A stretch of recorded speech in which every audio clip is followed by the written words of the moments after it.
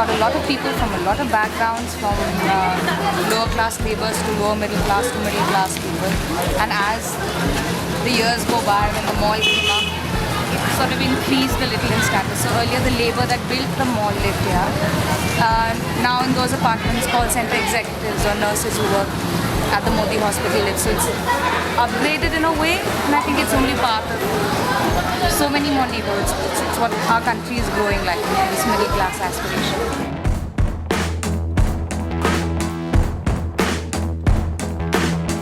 This is Anpu's, the stencil of Anpu's cat, her own cat. So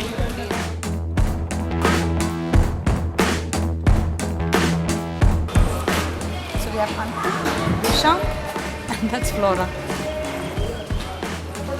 I'm kidding about the Visham. That's Flora's. This particular spot, Flora picked for herself because I think she had this idea in mind of using exposed bricks. Some walls I had permission for and the artist could choose, but I think mostly everyone's picked their own walls, and then we had to go and negotiate with the owners if we didn't know them already to get the permissions. And if, for instance, for Mateo's wall, we had to take permission from 6 apartments because it's in a massive building. So.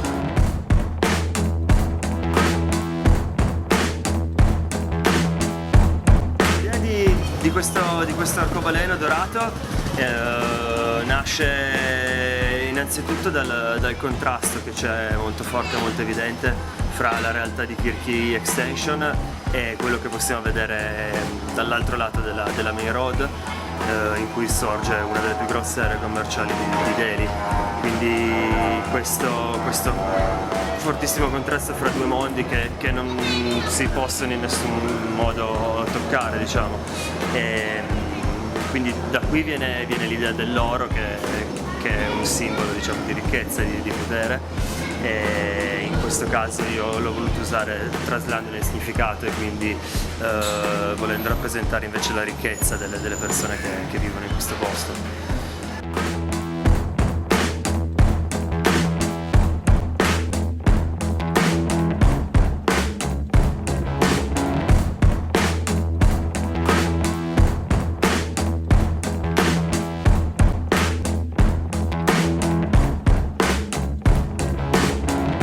Well, I'm Mattia Lullini, I come from Italy.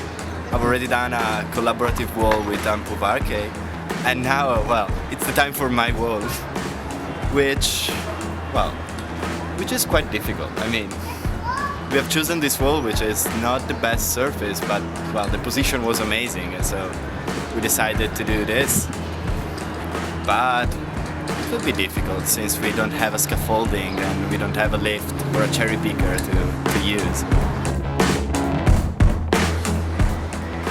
Well, anyway, this is not the best situation since I can't go further from the wall, and it's really difficult to put any pressure on the roll.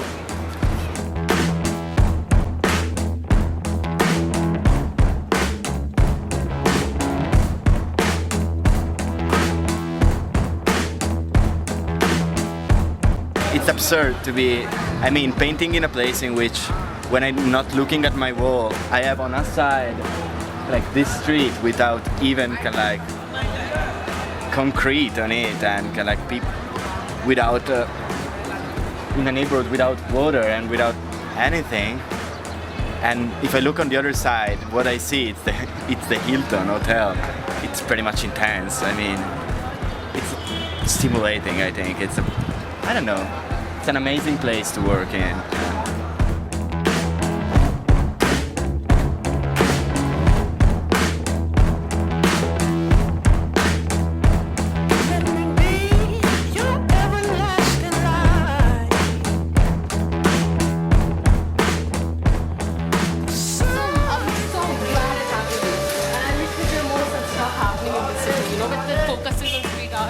The wall we did had a lot of kids around who play there.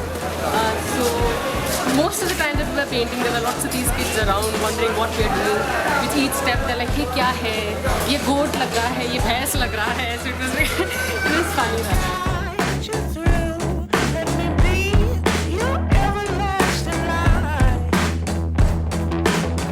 Basically flies that's going into the street and people trying to catch it.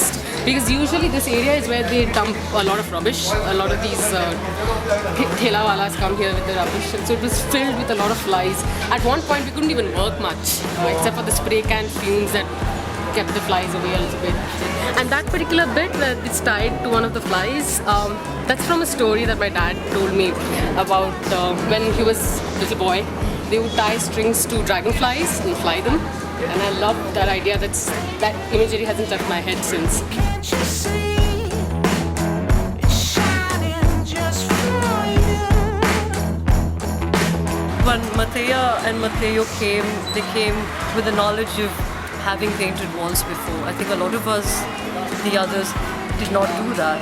Coming not from the street painting background, but more from the studio practice background. They would come and tell me like, listen, it will happen, it will work, don't worry. You know, there were times when I thought this would never come through. It's impossible to, and I can't believe that it has come through as well.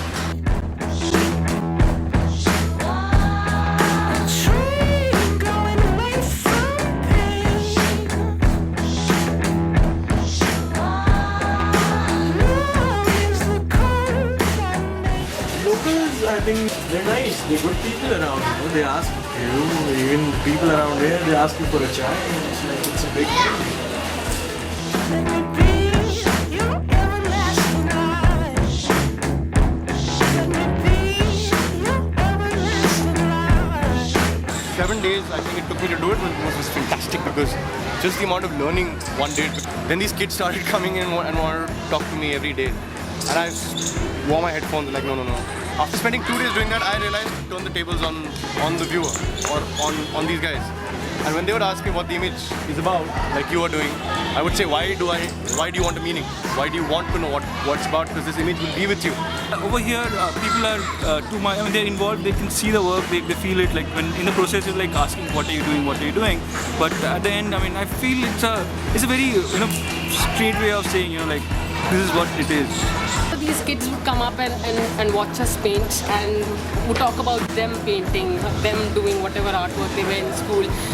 At least for a lot of young people, I'm sure it will be exciting to watch that happening, and definitely introducing art, yes, a part of it. A lot of other people would probably still not care. They wouldn't look at it as a bill-paying work or something. एक और कोई foreigner है, वो उधर दीवार है, उसे घिस के काला करे जा रहा है, जिन्हें काय चीज़ से काला करके।